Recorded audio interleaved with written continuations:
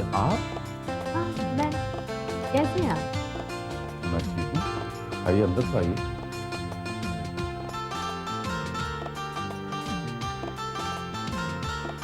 बैठिए।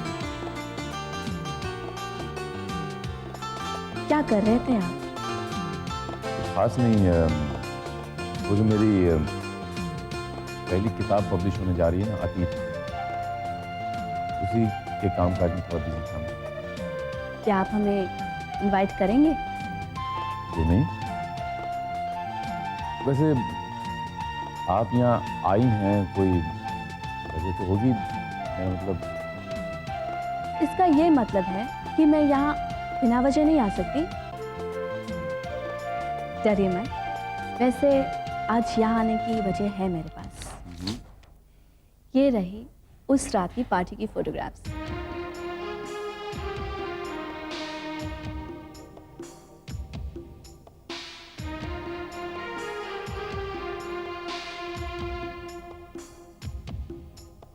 कैसी लग रही हूँ मैं?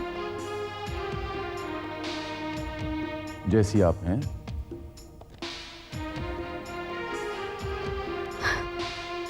मेरा ख्याल है आप जो काम कर रहे थे वो मेरी वजह से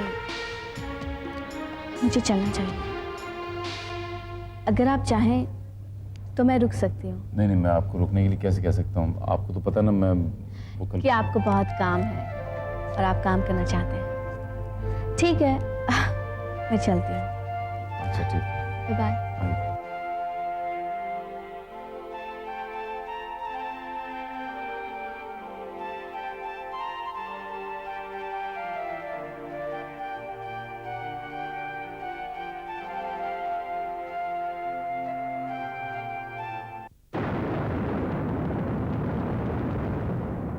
माँ जी, एक सास और बहू के बीच में जो दूरी होती है ना, आपने तो उसे मिटा ही दी है। ये दूरी होनी ही नहीं चाहिए। सास बहू के लिए माँ ही होनी चाहिए। और मैं समझती हूँ हर सास अगर ये समझ ले तो सास और बहू का रिश्ता सुखद रिश्ता हो जाए। मैं कितनी लकी हूँ कि मैं अपनी माँ का घर छोड़कर इस माँ के घर आ रही हूँ। हाय भाभी। हाय, बड़ी खुश लग रही हैं। क्या बात है? भाभी, आपसे कुछ ज़रूरी बात करनी है। भाई ऐसी भी क्या खास बात है जो मेरे सामने नहीं कह सकती? है कोई खास बात? बताओ ना, क्या खास बात है? ओ मामा, कोई खास बात नहीं है ना। रूपाली, मैं सब समझती हूँ कि इस उम्र में ऐसी क्या खास बात हो सकती है। मैं जो समझ रही हूँ वही बात है या और कोई बात है, जरा मैं भी तो जानूं। रूपाली, इस वक्त तुम्हारे सामने तुम्हारी माँ नहीं, तुम्हारी दोस्त है, तुम्हारी सहेली है। क्या तुम अपनी सहेली को अपने दिल की बात नहीं बताओगी? लेकिन माँ, भाभी, आप ही समझाओ ना। राधा, अब तुम ही बताओ। ये शर्मा रही है, इसका मतलब बात कुछ शर्माने वाली है। रूपाली, तुम्हें माँ जी को सब कुछ बता देना चाहिए। अब कैसा पर्दा और कैसी शर्म। भाभी, तुम ही बताओ ना। माँ जी, हमारी रूपाली को किसी से प्यार हो गया है। हमारा अंदाजा ठीक ही था। तो हमारी गुड़िया रानी किसी से प्यार करने लगी है। बताओ वो कौन है? माँ, वो एक शायर है, उनका नाम है किशन सागर। भाभी भी उन्हें बहुत अच्छे से जानती है,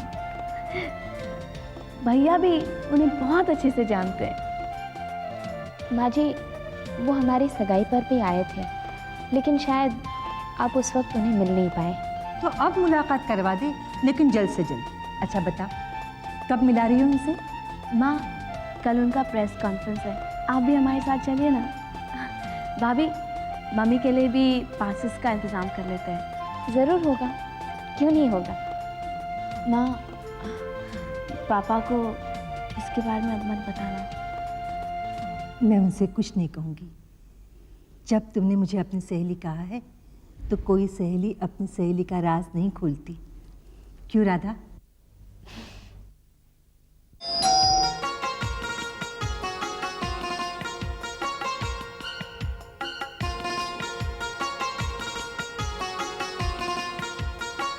आओ बेटी, आओ। कैसे हो काका? किशन कहाँ है? नहा रहे। उनसे कह देना कि जल्दी बाहर आ जाए, मैं आई हूँ। अच्छा, कह देता हूँ।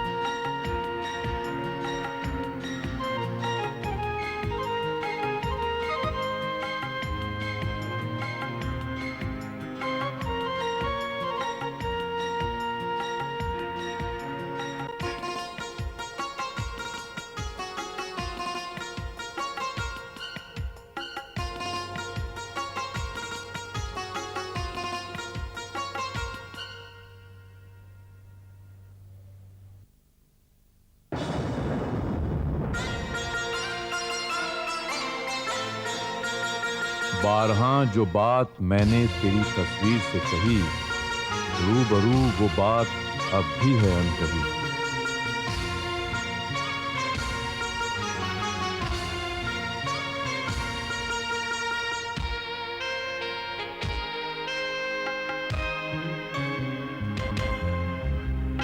राधा, भाभी आप? राधा तुम कितने दिनों बाद नजर आई हो। कैसी हो? मैं ठीक हूँ, आप कैसी हैं? जैसी देख रही हो। किशन कहाँ है? वो तो नहा रहा है।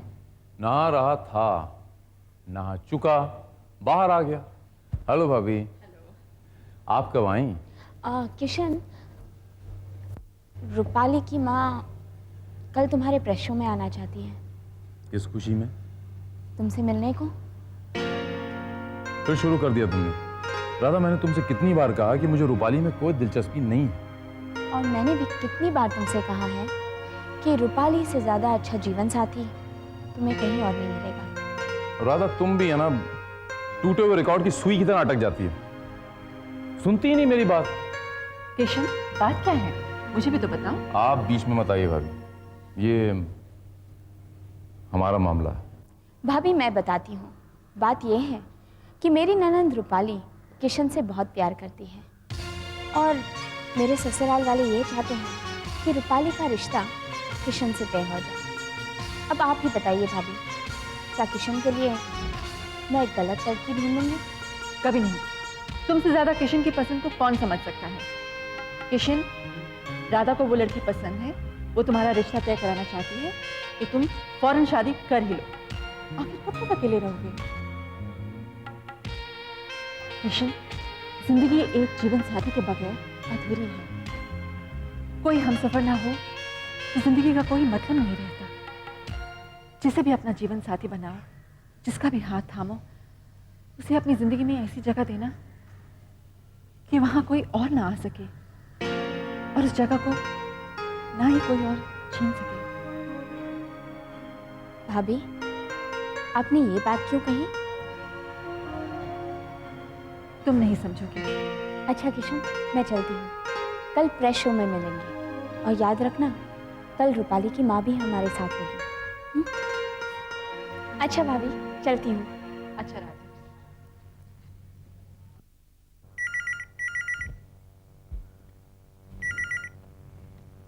हेलो जी, जी हाँ, जी हाँ, जी बहुत अच्छा। जी मैम, जी मैं थोड़ी देर में फ़ोन कर। जी शुक्रिया।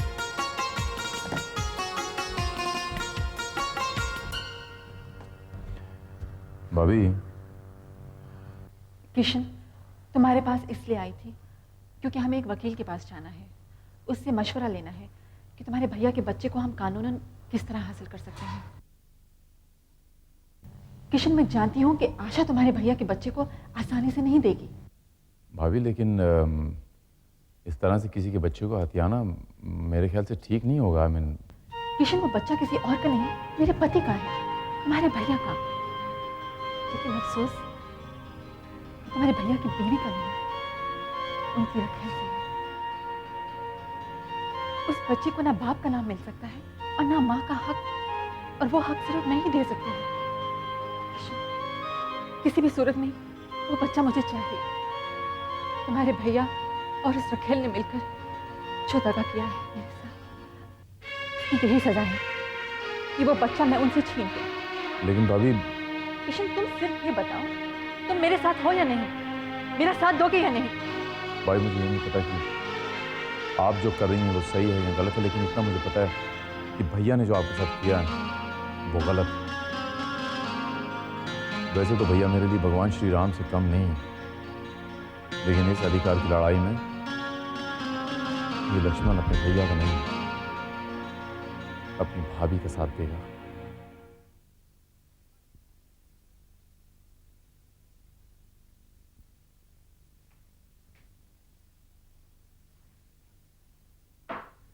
और कुछ चाहिए?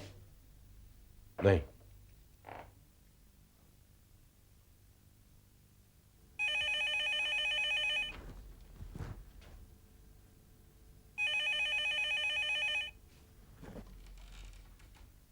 हेलो सुनील, मैं आशा बोल रही हूँ।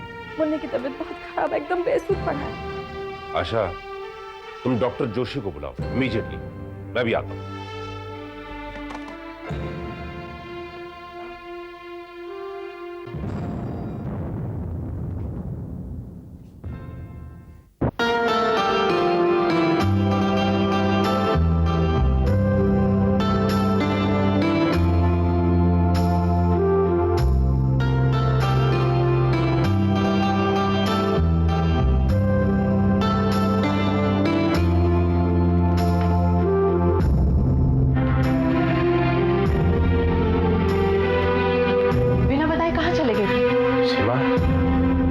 अचानक मुन्ने की तबीयत खराब हो गई, उसे तेज बुखार था। जैसे आशा ने मुझे फोन पे बताया, मैं बोलकर भी जा सकते थे।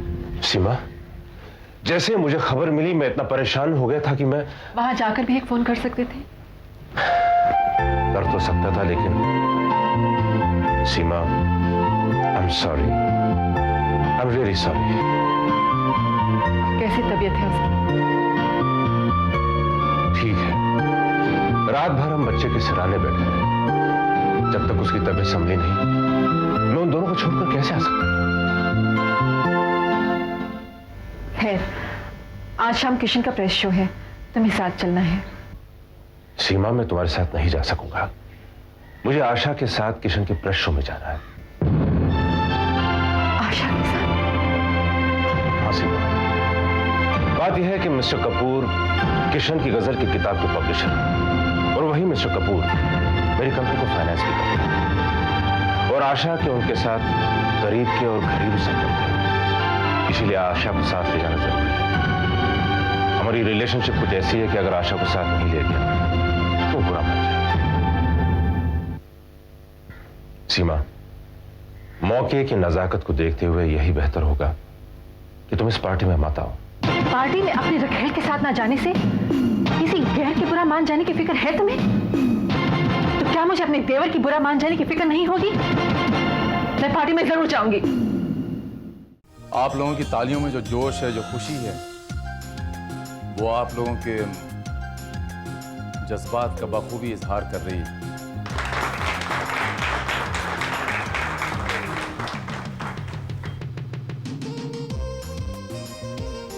मेरी नई किताब अतीत का एक शेर अर्ज करता हूं आप लोगों के सामने। आंखों में रहा, दिल में उतर के नहीं देखा, कश्ती के मुसाफिर ने समंदर नहीं देखा। पत्थर मुझे कहता रहा मेरा चाहने वाला, मैं मोम हूं, उसने कभी छूकर नहीं देखा।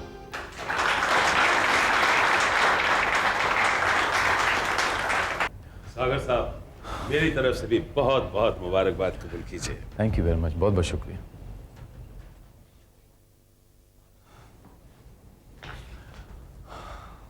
बहुत बहुत मुबारक हो। Thank you very much. Congratulations Kishan जी।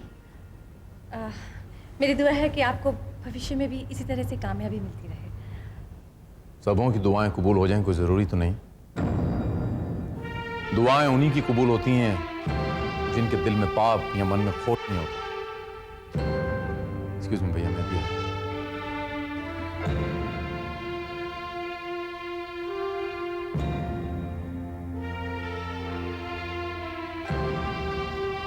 भाभी, आज सुनील भैया को देखकर आपने जो उस दिन बात कही थी वो आज मेरी समझ में आई। भाभी, यह है रूपाली। ओहो, इसे तो मैं देखते ही समझ गई थी। देखते ही? हाँ, किशन की किताब में मैंने इसकी तस्वीर देखी थी। मेरी तस्वीर? हाँ रूपाली, किताब में उसी की तस्वीर रखी जाती है जो दिल के करीब हो। किशन के लिए तुम्हारी पसंद लाजवाब है। भाभी, यह है रूपाली की माँ। माँ जी, यह है किशन की भाभी। नमस्ते। आपसे मिलकर बड़ी खुशी हुई। किशन कहाँ है? आइए, मैं मिलवाती हूँ।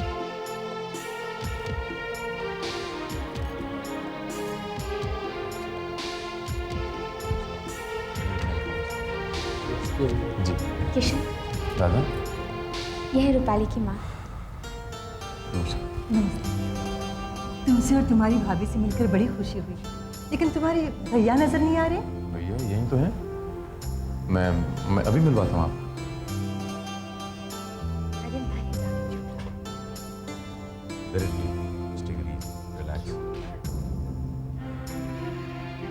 एक्सक्यूज मी भैया, मैं आपको किसी से मिलवाना चाहता हूँ, प्लीज। जरूर, चलो। भैया सिर्फ आप ही को मिलवाना चाहता हूँ। बात दरअसल ये भैया, जिनसे मैं आपको मिलवाना चाहता हूँ उनके साथ मेरे कोई बिजनेस ताल्लुकात नहीं है, घरेलू संबंध है उनके साथ, जायज संबंध। मुझे मालूम है आप ये ताना किसी मार रहे हैं। वैसे भी आपकी नजरों में तो मेरे इनके साथ कभी जायज संबंध थे ही नहीं, है ना? बिल्कुल ठीक फरमाया आपने। और सिर्फ मेरे साथ ही नहीं, सारी दुनिया, सारा समाज यही कहेगा कि संबंध नाजायज है। जबान संभाल के बात करो किशन। जाने दो सुनील, इनसे बात करके कोई फायदा नहीं है। जिसकी नजरों में बड़ों का लिहाज ही नहीं है, उनसे क्या उलझना? इस लिहाज की बात कर रही हैं आप? जिसने मेरी भाभी का सुख चैन छीना हो, उसके सुहाग पर डाका डाला हो, उस औरत की क्या इज्जत, क्या औकात जो मुझसे लिहाज की बात करे वो?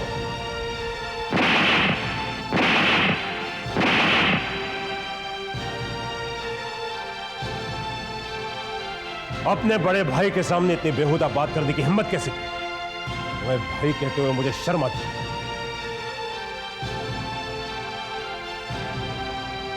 क्या बात है सागर साहब? Any problems? नहीं, कुछ खास बात नहीं, वो बस यूं ही। ये कुछ नहीं कहेंगे। बात क्या है, आप मुझसे पूछिए। भाभी प्लीज, जो कुछ हुआ उसे भूल जाइए ना, प्लीज। नहीं, मैं आज चुप नहीं रहूंगी। इन्होंने मेरे साथ जो किया सो किया, लेकिन आज भरी महफिल में इन्होंने तुम्हें जलील किया है। वो महफिल जो तुम्हारे मान सम्मान के लिए सजी हुई थी। तुम्हें बेइज्जत करने वाले का असली रूप मैं दुनिया को आज दिखा के ही रहूंगी। भाभी प्लीज, भगवान का वास्ता आप चुप हो जाइए प्लीज, और आगे कुछ मत बोलिए। नहीं, आज मैं चुप नहीं रहने वाली। भरी महफिल में सुनील साहब ने सागर साहब के गाल पर तमाचा क्यों मारा, जानना चाहते हैं आप लोग? वजह है ये औरत जो इस आदमी की रखेल है। ये विवाहित आदमी सागर का बड़ा भाई है और मैं उसकी पत्नी।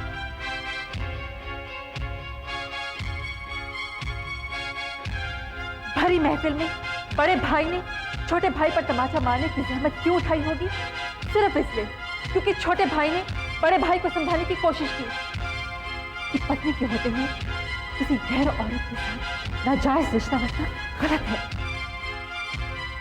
बीवी के होते हुए किसी गैर औरत के साथ कुछ छर्रे उड़ाना नाजायज है। और ऐसी महफिल में ऐसी औरत को साथ लाना बेशर्मी है, बेहयाई है। और जब छोटे भाई ने बड़े भाई से एक कड़वा सच कहा तो उससे सहा नहीं गया और उसने उसके गाल पर एक तमाचा मार दिया। लेकिन एक बात जानो सुनी, ये तमाचा तुमने किशन को नहीं, अपने आप को मारा है। इसकी गूंज अभी तक सुनाई दे रही है। बस, बहुत हो चुका। तुमने जितना कहना था कह लिया। अब मेरी बात भी सुन लो। हर रिश्ते के दो पहलू होते हैं।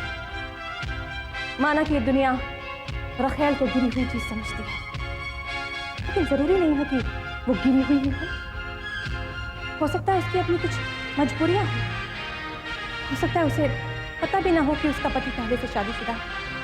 और फिर मैं तो तुम्हारे पति की रखेल नहीं हूं, मैं पत्नी हूं उनकी, शादी की है उन्होंने मुझसे। और मैं तुम्हारा दर्द समझती हूँ, इसलिए इस भरी महफिल में की गई अपनी बेइज्जती भी मैं तुम्हें माफ करती हूँ। चलो सुनो।